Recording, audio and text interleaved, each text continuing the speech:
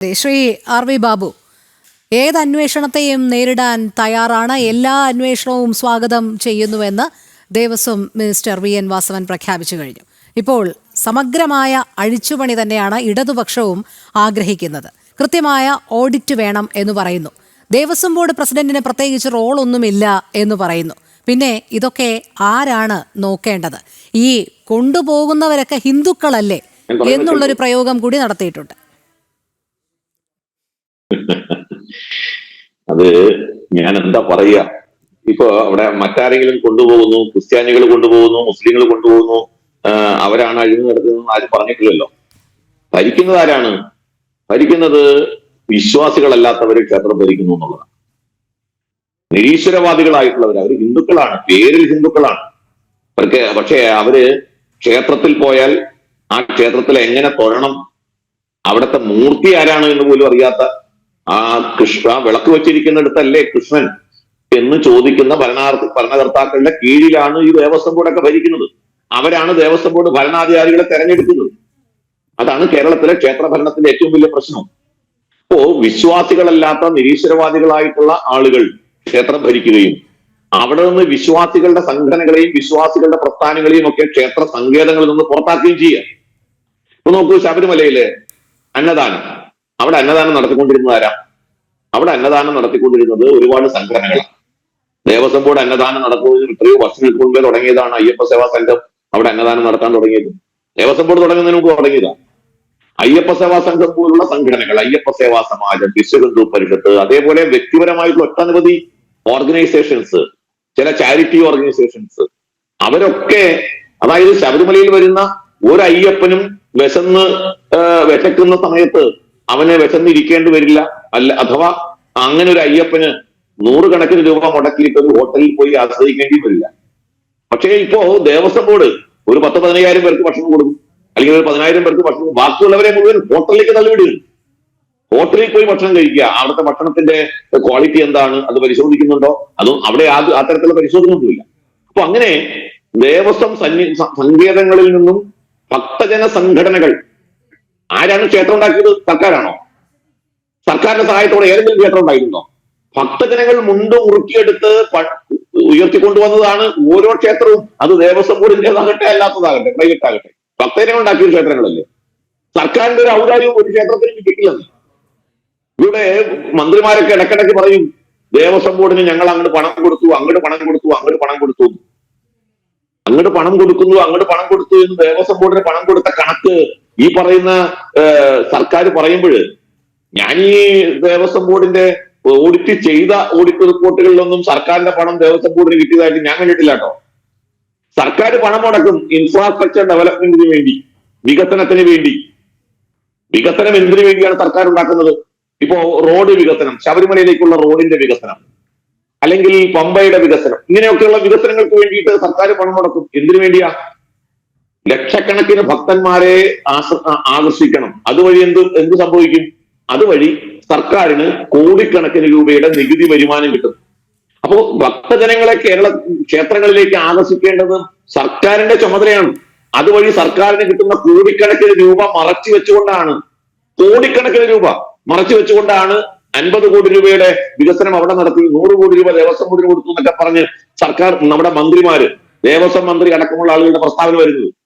യഥാർത്ഥത്തിൽ ശബരിമലയിലെ ഒരു വർഷം വരുന്ന ശബരിമല തീർത്ഥാടകർ 1 കോടിയിലേറെയാണ്. ഈ 1 കോടിയിലേറെ ആളുകൾ ശബരിമലയിൽ വരുമ്പോൾ അതുവഴി സർക്കാരിന് കിട്ടുന്ന നികുതി വരുമാനത്തെ കുറിച്ച് ഏതെങ്കിലും മന്ത്രിമാർ പറഞ്ഞിട്ടുണ്ടോ? അങ്ങനെ പറഞ്ഞിട്ടുണ്ട്. പണ്ട് ജി സുധാകരൻ 2006-ലോ 2007-ലോ ദേവസ്വം മന്ത്രിയായിരുന്ന സമയത്ത് അദ്ദേഹം ദേവസ്വം ജീവനക്കാരുടെ സമ്മേളനം വിളിച്ചു കൂട്ടിയിട്ട് പറഞ്ഞു, നിങ്ങൾ കുറച്ചുകൂടി മര്യാദ കാണിക്കണം ഭക്തജനങ്ങളോട്. എന്നിട്ട് അദ്ദേഹം പറഞ്ഞത് കാരണം എന്താണെന്നറിയാമോ? സർക്കാരിന് ഏകദേശം ഈ ശബരിമല സീസൺ കാലത്ത് സർക്കാരിലേക്ക് കിട്ടുന്ന വരുമാനം 10,000 കോടിയിലേറെ രൂപയാണ് എന്ന് പറഞ്ഞത് ജി സുധാകരനാണ് ദേവസ്വം ജീവനക്കാരുടെ സമ്മേളനത്തിൽ വെച്ച്. അപ്പോ സർക്കാർ മന്ത്രിമാർ ആരെങ്കിലും അത് പറയുന്നുണ്ടോ? എന്നിട്ട് ഞങ്ങൾ ദേവസ്വം ബോർഡിന് കൊടുക്കുന്നു, ഞങ്ങൾ അങ്ങോട്ട് കൊടുക്കുന്നു.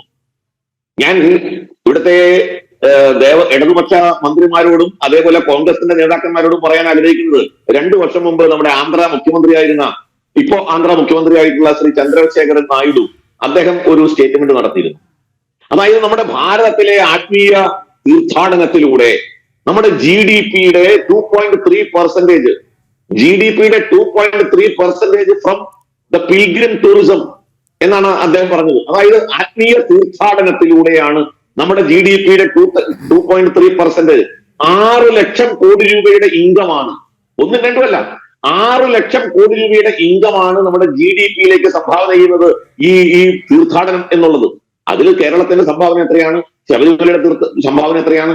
അപ്പൊ ഇതൊക്കെ മറച്ചു വെച്ചുകൊണ്ടാണ് ശബരിമലയ്ക്ക് വേണ്ടി ഞങ്ങൾ പണം കൊടുത്തു, ദേവസ്വം ബോർഡിന് പണം കൊടുത്തു, സർക്കാർ അങ്ങോട്ടും ചെയ്യുകയാണ് എന്നൊക്കെയുള്ള ഒരു വ്യാഖ്യാനം സൃഷ്ടിക്കുന്നത്. ഞാൻ പറയുന്നത്, ഇത്തരത്തിൽ ദേവസ്വം ബോർഡിന്റെ സംവിധാനങ്ങൾ, ആ സംവിധാനങ്ങളെ സമഗ്രമായി പരിഷ്കരിച്ചുകൊണ്ട് കാലാനുസൃതമായി മാറ്റം വരുത്തിക്കൊണ്ട് പോകേണ്ടതിന് പകരം ഇപ്പോഴും പഴയ സംവിധാനങ്ങൾ, ഇവിടെ രാധാകൃഷ്ണൻ സാർ പറഞ്ഞു വളരെ കർശനമായ സംവിധാനങ്ങൾ ദേവസ്വം ബോർഡിനുണ്ട് എന്ന്. പക്ഷെ ആ സംവിധാനങ്ങൾ പാലിക്കപ്പെടുന്നില്ല. ആ സംവിധാനങ്ങളിലൂടെ മാൽ പ്രാക്ടീസ് നടക്കുന്നു. ഈ പറയുന്ന കോടതിയുടെ തന്നെ ആരോപണം എന്താണ്? കോടതിയുടെ തന്നെ ആരോപണം ഈ രജിസ്റ്ററുകളൊന്നും മെയിൻറ്റെയിൻ ചെയ്യുന്നില്ല, വൗച്ചറുകളില്ല, ഒന്നിനും വൗച്ചറില്ല. ഈ ഓഡിറ്റ് നടന്നു എന്ന് പറയുന്ന കാലഘട്ടമല്ലേ, ആ കാലഘട്ടത്തിൽ ഓഡിറ്റർമാർ ചൂണ്ടിക്കാണിച്ചിട്ടുള്ള ക്രമക്കേടുകൾക്ക് ദേവസ്വം ബോർഡിന് മറുപടിയില്ല. ഒരു റിപ്ലൈ കിട്ടിയിട്ടില്ല എന്നാണ് അവർ എഴുതിയിരിക്കുന്നത്. ഓഡിറ്റിൽ അവർ എഴുതി റിപ്ലൈ കിട്ടിയിട്ടില്ല എന്നാണ്. അപ്പൊ ഇങ്ങനെയുള്ള ഒരു സംവിധാനം, അത് ദേവസ്വം ജീവനക്കാരുടെ പ്രശ്നം കൊണ്ട് കൂടിയാണ്. ഇവിടെ പറഞ്ഞു ഒരു നടപടി എടുക്കാൻ സാധിക്കുന്നില്ല. നടപടി എടുത്താൽ എതിർക്കുന്നത് ക്ഷേത്ര സംരക്ഷണ സമിതിയോ വിശ്വ ഹിന്ദു പരിഷത്തോ ഹിന്ദു ഐക്യവേദിയോ ഒന്നും അല്ല സതീഷെ. എതിർക്കുന്നത് ആരാന്നറിയാമോ? നിങ്ങളുടെ യൂണിയനാ, ട്രേഡ് യൂണിയൻ, CIT യൂണിയൻ. ഇന്ന് ദേവസ്വം ബോർഡ് ഭരിക്കുന്നത് പ്രശാന്ത് അല്ല. പ്രശാന്ത് വെറും നോമിനിയാണ്, ഇടതുപക്ഷത്തിന്റെ നോമിനിയാണ്. അവിടെ പ്രശാന്ത് തീരുമാനിക്കുന്നത് ഒന്നുമല്ല നടപ്പാക്കുന്നത്. CIT യൂണിയൻ പറയും ഏത് ഉദ്യോഗസ്ഥൻ ഏത് സ്ഥാനത്ത് ഇരിക്കണം എന്ന്. ഇപ്പൊ മുരാരി ബാബുവിന് ശബരിമലയിലെ നിയമനം കിട്ടി. എപ്പോഴാ കിട്ടിയെന്ന് അറിയാമോ സതീഷെ? മുരാരി ബാബുവിന് ശബരിമലയിലെ നിയമനം കിട്ടിയത് CIT യുടെ അംഗത്വം എടുത്തപ്പോഴാണ്. CIT യുടെ അംഗത്വം എടുത്തു. അയാൾ കോൺഗ്രസ്സുകാരനോ മറ്റോ ആയിരുന്നു. അയാൾ CIT യുടെ അംഗത്വം എടുത്തു. അതോടെ ശബരിമലയിലേക്ക് നിയമനം കിട്ടി. അപ്പൊ ഏറ്റുമാനൂരിൽ നടത്തിയ കൊള്ള കൂടാതെ, വൈക്കത്ത് നടത്തിയ കൊള്ള കൂടാതെ ശബരിമലയിൽ കൊള്ള നടത്താൻ സാഹചര്യം ഒരുക്കിയത് ട്രേഡ് യൂണിയനാണെന്നേ. ട്രേഡ് യൂണിയന്റെ ഭീഷണിക്ക് വഴങ്ങിയാണ് അവിടുത്തെ നിയമനങ്ങൾ, അവിടുത്തെ സ്ഥലം മാറ്റങ്ങൾ, അവിടുത്തെ ഉദ്യോഗസ്ഥന്മാരെ ഓരോ സ്ഥലത്തേക്കും വിന്യസിക്കുന്നത് ഒക്കെ. ഒരു നടപടിയെടുക്കാൻ സാധ്യമല്ല. അവിടെ നടപടിയെടുത്താൽ സംവിധാനങ്ങളെ മുഴുവൻ സ്തംഭിപ്പിക്കുന്ന ട്രേഡ് യൂണിയനിസമാണ് അവിടെ നിലനിൽക്കുന്നത്. അപ്പൊ ക്ഷേത്രങ്ങളെ മുഴുവൻ ട്രേഡ് യൂണിയന്റെ കീഴിൽ കൊണ്ടുവന്നിരിക്കുകയാണ്. അവിടെ ഭക്തജനങ്ങളെ ഒഴിവാക്കി. ഉപദേശ സമിതികൾ എന്താണ്? ഉപദേശ സമിതികൾ നോക്കുകുത്തികളാണ്. ഉപദേശ സമിതികൾക്ക് ഒരു അധികാരമില്ല. അതായത് ക്ഷേത്രങ്ങളിൽ വരുമാനം കൊണ്ടുവരേണ്ട ആ ക്ഷേത്രങ്ങളുടെ പ്രശസ്തിയും അതേപോലെ നവീകരണ പ്രവർത്തനങ്ങൾക്കും ഒക്കെ നട്ടല്ലായി പ്രവർത്തിക്കേണ്ടത് ഉപദേശ സമിതികളാണ്. ആ ഉപദേശ സമിതികൾ വെറും കടലാസ് സംഘടനകളാണ്. ഭരിക്കുന്ന സർക്കാരിനോ അല്ലെങ്കിൽ അവിടുത്തെ ദേവസ്വം ബോർഡിനോ എതിരായിട്ടുള്ള ഏതെങ്കിലും ഒരു ശബ്ദം ഉയർന്നു വന്നാൽ ആ ഉപദേശ സമിതികളെ അപ്പാടെ അങ്ങനെ തന്നെ പിരിച്ചുവിടും. ഇതൊക്കെ നമ്മുടെ കേരളത്തിൽ നമ്മൾ കണ്ടുകൊണ്ടിരിക്കുകയല്ലേ. അപ്പൊ ഈ ദേവസ്വം സംവിധാനം എന്നുള്ളത് യഥാർത്ഥത്തിൽ ക്ഷേത്രങ്ങൾക്ക് മേൽ നിലകൊള്ളുന്ന വലിയൊരു മന്താണ്. ഞാൻ ചോദിക്കുന്നതേ, എന്തുകൊണ്ട് 1250 ക്ഷേത്രങ്ങളിൽ ഇവര് എപ്പോഴും പറയുമല്ലോ 50 ക്ഷേത്രങ്ങളെ ഈ സർപ്ലസ് ആയിട്ട് നടക്കുന്നുള്ളൂ, വരുമാനം ഉള്ള ക്ഷേത്രങ്ങൾ എന്റെ 1200 നഷ്ടത്തിൽ പോകുന്നത്? ആരാണ് ഉത്തരവാദി? ഭക്തജനങ്ങളാണോ?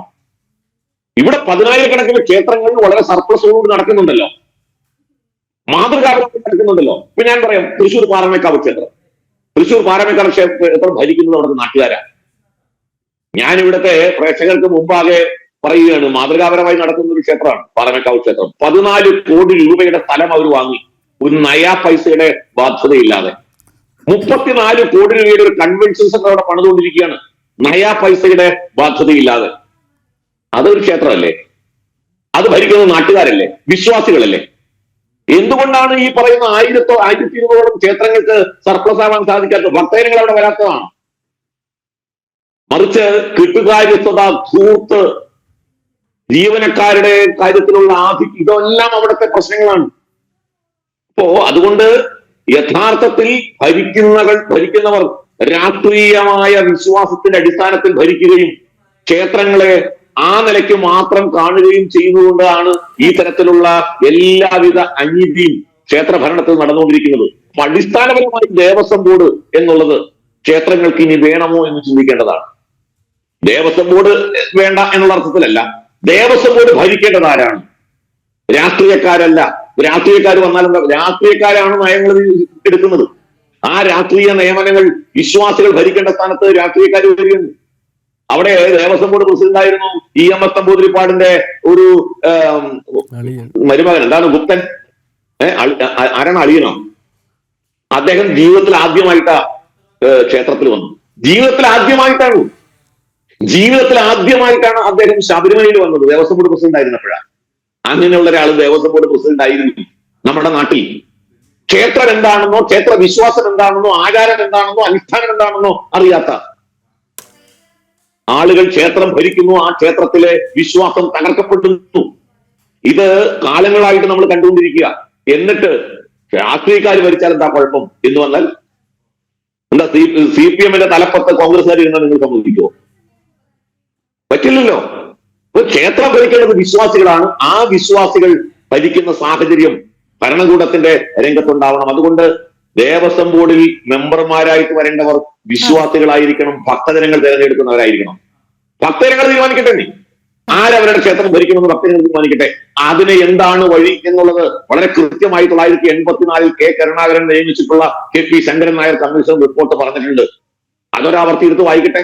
ഞങ്ങളിതെല്ലാ ഭരണകർത്താക്കളും കൊടുത്തിട്ടുണ്ടല്ലോ. ഇത് നിയമസഭയുടെ മേശപ്പുറത്ത് വെച്ചതാണല്ലോ. KP Sankaran Nair commission report എന്ത് പറഞ്ഞു? എങ്ങനെ ക്ഷേത്രം ഭരിക്കണം?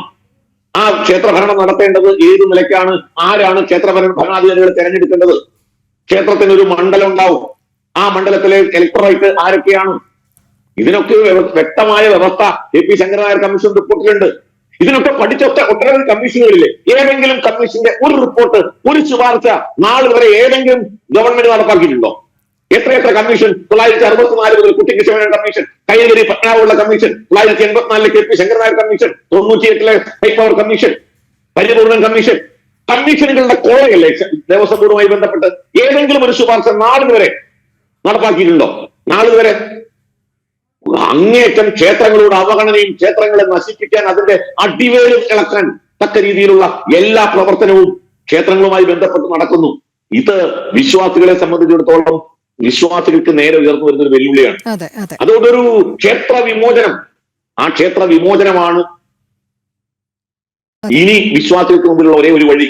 സർക്കാരിന്റെ തടവറയിൽ നിന്ന്, സർക്കാരിന്റെ ജയിലറുകളിൽ നിന്ന് ഈ ക്ഷേത്രങ്ങളെ മോചിപ്പിക്കുന്ന ഒരു വിമോചന പ്രസ്ഥാനം, ആ വിമോചന പ്രസ്ഥാനം കേരളത്തിന്റെ മണ്ണിൽ ഉയർന്നു വരേണ്ടിയിരിക്കുന്നു.